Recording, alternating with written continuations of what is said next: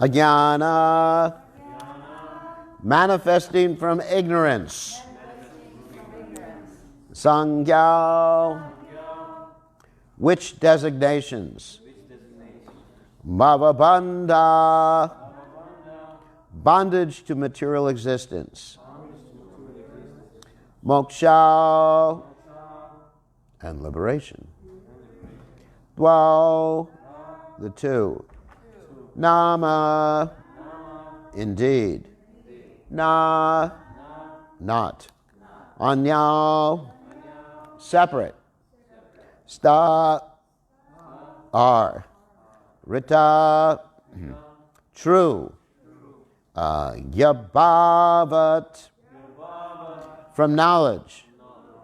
Ajashrachati, whose awareness is unimpeded. Atmane, the spirit soul. Kevale, who is separate from matter. Pare, who is pure. Vicharyamane, when he is properly distinguished. Taranau, within the sun. Eva, just as. Ahani, day and night. Translation: the conception of material bondage and the conception of liberation are both manifestations of ignorance. Wow. Being outside the scope of true knowledge, they cease to exist when one correctly understands that the pure spirit soul is distinct from matter and always fully conscious. At that time, bondage and liberation no longer have any significance, just as day and night have no significance from the perspective of the sun. So you can repeat: the conception of material bondage and the conception of liberation are both manifestations of ignorance. Being outside the scope of true knowledge, they cease to exist when one correctly understands that the pure spirit soul is distinct from matter and always fully conscious. At that time, bondage and liberation no longer have any significance, just as day and night have no significance from the perspective of the sun. So, purport by the servants of His Divine Grace Srila Prabhupada: material bondage is illusion because the living entity actually has no real relationship with the material world. Because of false ego, the conditioned soul identifies himself with matter. Therefore, so-called liberation is simply the giving up of an illusion rather than release from actual bondage. Yet even if we think that the suffering of material illusion is real and that liberation is thus a meaningful release from suffering, the mere absence of material existence is still insignificant compared to the achievement of factual spiritual life, which is the positive eternal reality opposed to the negative illusion of material life. Ultimately, Krishna consciousness is a pure love of Godhead is the only significant, meaningful, and permanent status for every living entity. Since darkness of night is caused by the absence of the sun, one would not experience night within the sun itself, nor would one experience individual days separated by nights. Similarly, within the pure living entity, there is no material darkness, and thus no experience of liberation from such darkness. When the conditioned soul comes to this platform of pure consciousness, he becomes fit to associate with the Supreme Pure, the Personality of Godhead Himself, in the Lord's own abode. It's a very interesting purport and verse. Ajnana sangyao bhavabandha moksha Dvao namananyo stavrittagya bhavat ajatra chitjatmani kevale pare vicharyamane tadanavubhahani. So, Om Ganah Timidanda Shah Gananjana Shalakaya Chakshurun Meditam Yena Tasmai Shri Veda Maha. So, first, let's reiterate basically what we were talking about yesterday in regard to yesterday's verse, which was what is ignorance? Remember, there's 5 different. Does anyone remember yesterday? No. Okay. Okay. Tamishra, Anda Tamishra. What's the next one? Tamas, Moha. The last one's easy. So you don't remember. Maha Moha. Okay. So it's just so we can understand what ignorance is, because it says here in the first sentence of this verse, liberation of both manifestation of ignorance. So let's try to see how liberation, and here we're talking about not Krishna consciousness in this particular verse. It's talking about liberation, just becoming free, because the word liberation means to become free, like moksha. And the devotees generally, when they hear just the word moksha, they have revulsion to the word. Just like Sarvabhauma Bhattacharya, when he became Krishna conscious by the mercy of Sri Chaitanya Mahaprabhu, when he heard the word mukti, which is similar to the word moksha, mukti pade sudoyabhak, just like that verse, tatenu kampam sushamikshmanan bunjan avatma kritam vipakam hridvag vapurvir vidavam namaste jivayeta yo mukti pade sudoyabhak. Of course, that verse says that if one tolerates the reactions or the miseries in this material world and goes on serving Krishna with his body, mind, and words, then he becomes, his rightful inheritance is liberation, mukti pade. So when he heard the word mukti, he thought, we got to change the Bhagavatam. And he changed it to bhakti. But when Lord Chaitanya Mahaprabhu heard him do this, he said, you can't change the Bhagavatam, can't change the words of the Bhagavatam because they don't suit you. And then Lord Chaitanya was able to understand and instruct Sarvabhauma Bhattacharya that mukti can also refer to Mukunda. You understand? Mukunda, the lotus feet of Mukunda, mukti pade, Mukunda pade. Anyway, so that's another story. So anyway, so here we're really talking about just becoming free from the material world, not entering into the spiritual world. Because when it says liberation, the conception of material bondage and the conception of liberation are both manifestations of ignorance. It's not talking about Krishna consciousness. So, talking about ignorance in the 5 categories which we talked about yesterday, let's talk about, first we start talking about tamishra. And if anyone remembers the definition of tamishra from yesterday, does anyone remember it? No? No one remembers. Anyway, so tamishra, the first aspect of tamishra is actually envy of the Supreme Personality of Godhead. As described about the soul's conditioning in the material world, Krishna Bhadhirmukha, that the soul turns his face away from Krishna. In other words, one is envious of Krishna, one is trying to emulate Krishna. This is the first manifestation. And also sometimes this envy is also described by the acharyas, at least in Prabhupada's translation, as anger. You understand? They talk about envy and anger as part of tamishra.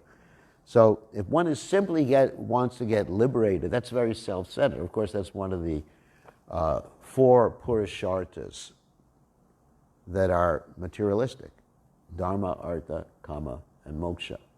And it's actually not Krishna, it's the opposite of Krishna consciousness. I want to get liberated, I want to be religious, I want to be, economic development, I want to enjoy my senses. So it's a type of anger at God.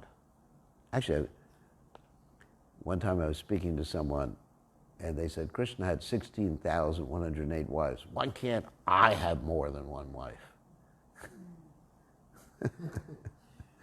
Or actually even one lady said, why can't I have more than one husband?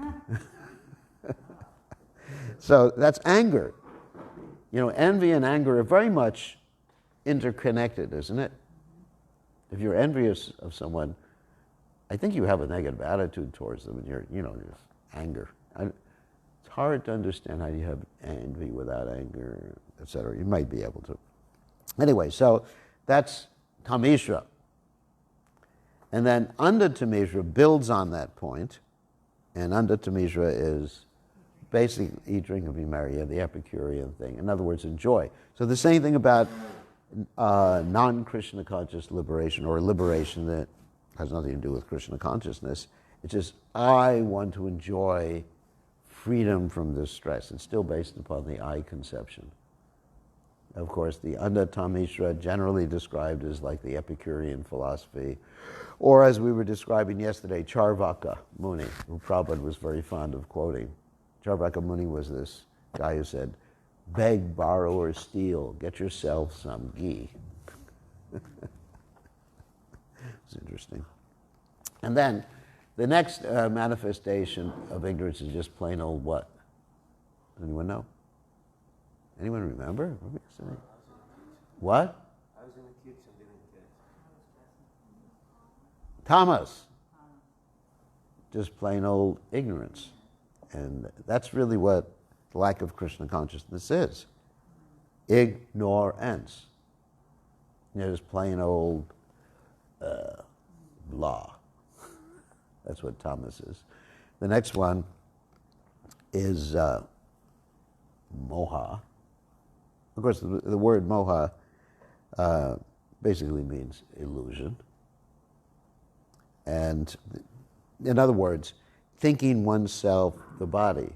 So in the case of this liberation, one is thinking oneself the person who's liberated, and sometimes one even thinks oneself as God or liberated. Actually, pure devotee never thinks they're liberated, they just think that they're servants of Krishna. It's still extensions of the false identification due to illusion. And Mahamoha is, let's say, a manifestation of the original moha. I am this body, and therefore everything pertaining to this body is mine. Like, you understand? Like, body, race, husband, wife, children, car, dhoti, glasses, is mine. Mobile phone, got to take that into account. That's called Mahamoha. If one is attached to the mobile phone, you just say, "Oh, you're in Mahamoha." Mm-hmm. Let me analyze your Maya for you, Prabhu. Oh, you're just in tamas today. Like when brahmachari sleeping won't get up for Mangalarti, tamas. If someone is wanting more enjoyment, I'm the center and everything like that. I want to, someone's eating, anyway, not prasadam. You don't want to go that far. Anyway, so it's important to analyze this ignorance according to the descriptions of the Bhagavatam. So, anyway, a devotee actually decries liberation. In fact, we find statements by Lord Chaitanya Mahaprabhu. What is it? Mama janmani janmani sure bhavatad bhakti hoita gitwaya, isn't it? That nadanam najanam sundurim kavitam ba jagadishi kamaye mama janmani. So he's decrying not only the material sense gratification, but he's also decrying liberation there in that particular verse. Nadanam, najanam, sundarim, or for ladies, sundara, handsome man. That's funny. Nadanam, najanam, sundarim, kavitam ba, jagarisha kaviye. Mama janmani, janmanish. I simply want to be your servant, life after life, is what Lord Chaitanya says. And also, you have statements by the acharyas like Kita Janmohoy, Yata tu yadas, Brahma Janma, Bhari Mukha Brahma Janma Nahiyash. That I simply want to be associated with your devotees, or I simply want to be a devotee. I'm not even satisfied to have a birth as Lord Brahma if he's adverse to your association. So, getting back to the point, so what does it mean that the soul is never liberated? And there's an interesting statement in the Brihad Aranayaka Upanishad that sort of clarifies this. It says, Asango Yam Purusha.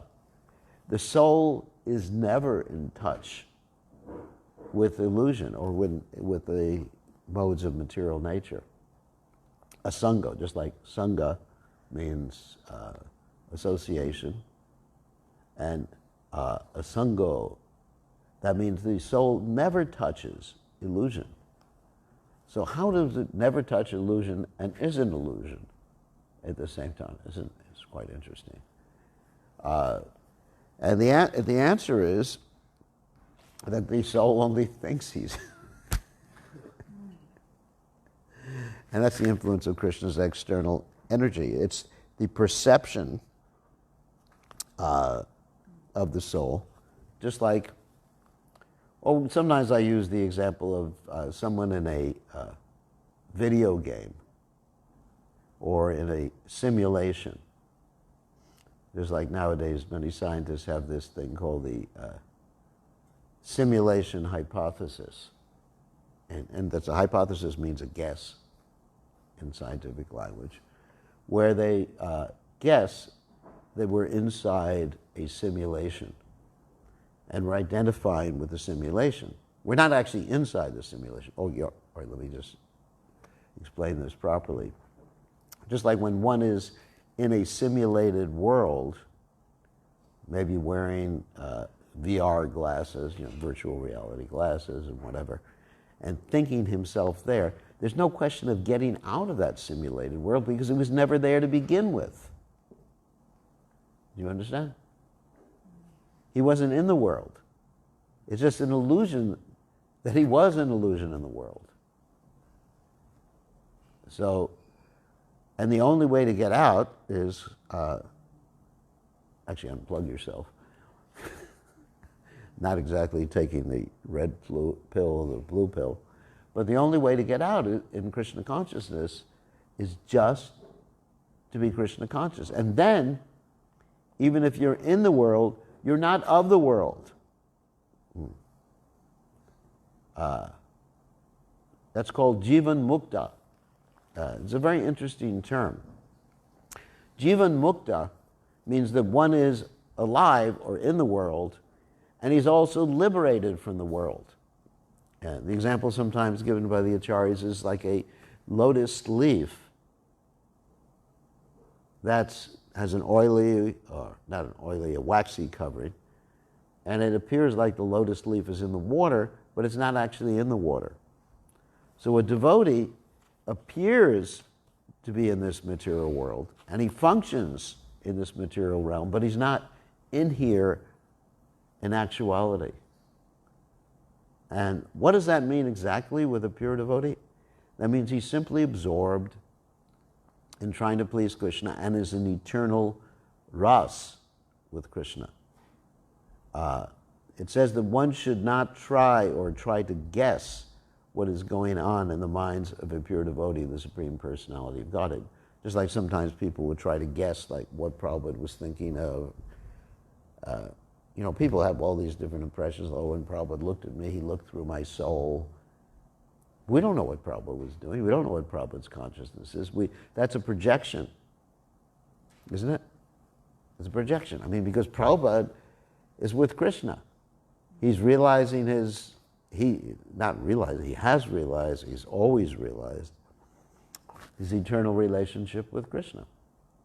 So we don't know. You know, there's that same in Acharyamang Bhiganiyam Navamam Yeta Karichit Namarcha Budyasu Yeta Sarva Deva Mayoguru. No one should think of the Acharya or the pure devotee like Srila Prabhupada as an ordinary person. In fact, it's described if one sees the pure devotee, Srila Prabhupada, of course, as an ordinary person, or sees the deity being made of material elements, that person is possessed of hellish intelligence, hellish consciousness. So basically, we don't know. I mean, I don't know, maybe you know, but we don't know what's going on in the mind and consciousness of a pure devotee, because he's with Krishna. I mean, like you see great acharyas, like Shaimananda, for example, when they go into meditation, they actually enter into the pastimes of Radha and Krishna, and actually are able to bring things back from the pastimes of Radha Krishna into this material realm, or Srinivasacharya. The stories about Srinivasacharya, when he would meditate for many days, his wife would think, you know, what's happening? And she would call for his friend Ramchandra Kaviraj to see what was happening, and Ramchandra Kaviraj would sit next to his guru, and he would enter into the same pastime, which was reality. It's not just a figment of the imagination of a pure devotee. It's actual reality. And he would come out, they would both enter or partake of the same pastime, and they both come out together, and sometimes they would bring things back from the spiritual realm. So this is what's happening in the pure devotee's consciousness. So we don't really know. I don't really know, sorry. So anyway, so that's a pure devotee's position, and that's the position, of course, that we aspire for too, to be in the material world, serving the Supreme Personality of Godhead, but not of the material world. So any questions or comments? Questions, comments, issues? Yes. Leela Shakti, you have a question? Seems like in the devotee world, none of us really know who anyone is, so we can never judge, you know. Externally, yeah. Externally. Yeah, like if you were to judge, I mean, even take like Lord Rishabhadev, it appeared, or Shukadev Goswami, that's an easier example to give. Like he was walking naked. You know, I'm not saying that, you know, devotees should walk naked through, and we shouldn't criticize, but he was running naked, and all the, I don't want to say less intelligent people, but you know, the children and some of the women, they were actually making fun of him until he actually sat down and spoke the Srimad Bhagavatam, and the sages respected him.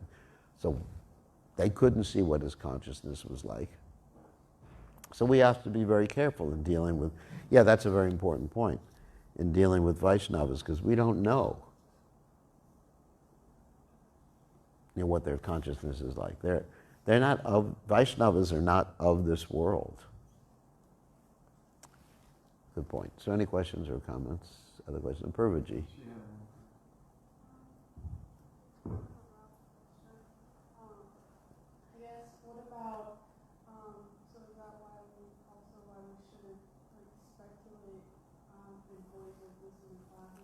Speculate on what? On the verses and the purport, it's like you should always ask what they mean. No, we take the direct meaning. Yeah, rather than the metaphorical meaning. Like Prabhupada would comment sometimes that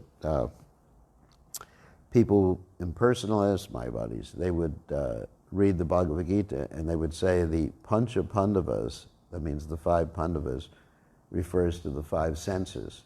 You know, they take an indirect meaning. And the Kurukshetra refers to the body. So that's indirect meaning. The rule for interpretation of Shastra is that when the direct meaning makes sense, you accept the direct meaning. And when the direct meaning doesn't make sense, then you try to understand what is being said metaphorically.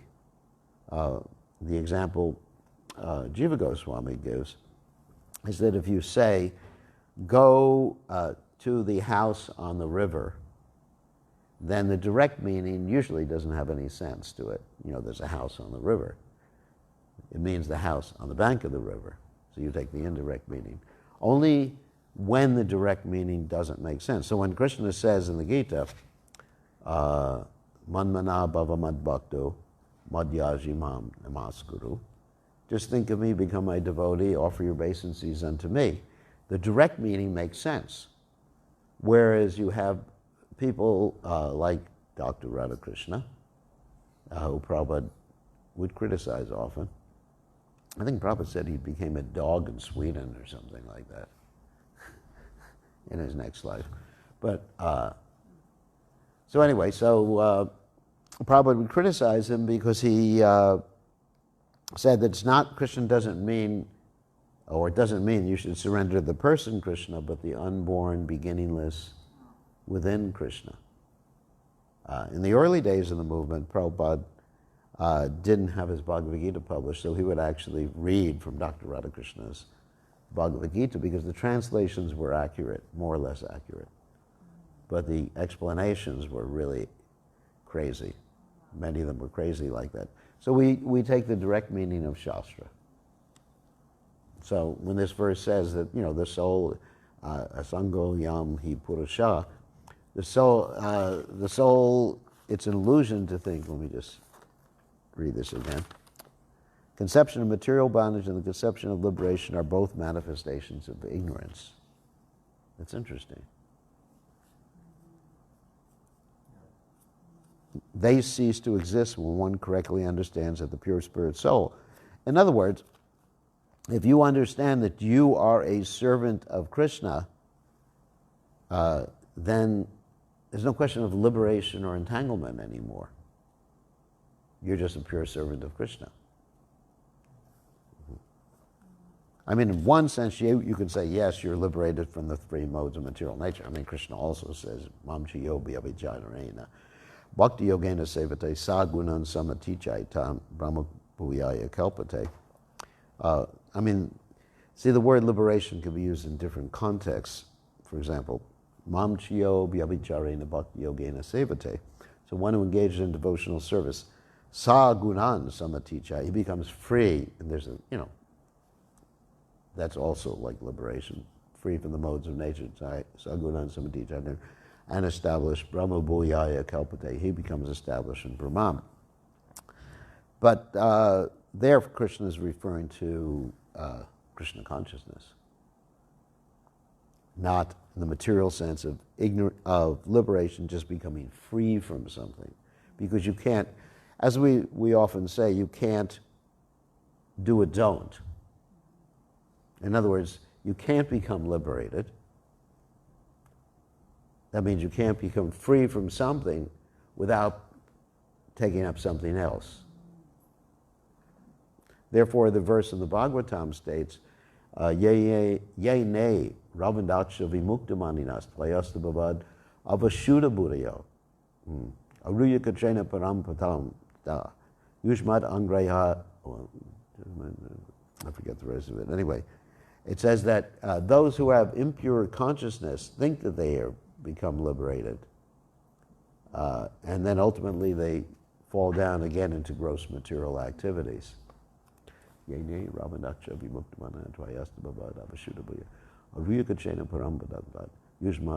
I forget the last line in the verse. Anyway, but it's one of Prabhupada's famous favorite quotes, where he says that it is illusion to think that one is liberated without Krishna consciousness, because the soul is inherently active, and if you put the soul in a situation where it's not active, ultimately it comes down again into the material realm. So that's another explanation for this. Why even, because liberation is simply a negation. A negation has no reality. Only positive things have reality. So Krishna consciousness is positive. And automatically, one gets rid of something, the material entanglement. But without a positive, you can't get rid of the material entanglement. Because even if you go up to the Brahmajyoti, you still haven't escaped. That's still, in one sense, self-centered. Still, it's ignorance. Because we described that ignorance is basically, we're talking about Tamishra, is basically to get angry at God, to try to avoid God. And so going to the Brahmajyoti is Tamishra. It's avoiding God, right? So that's also ignorance. That's why it says all liberation, conception of material bondage and the conception of liberation are both manifestations of ignorance. Because they're both negations of the reality.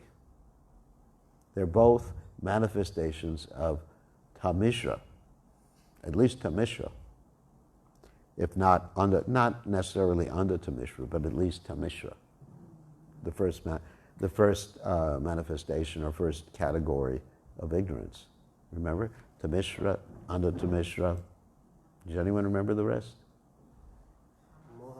Tama, Moha, Maha Moha. Remember, it's really important. So you can actually understand what ignorance is by analyzing in terms of these 5 categories. Something may not be a member of all 5 categories. Sometimes it is, but anyway. Especially if you go to Chapel Hill on New Year's Eve. That's not to distribute cookies, but...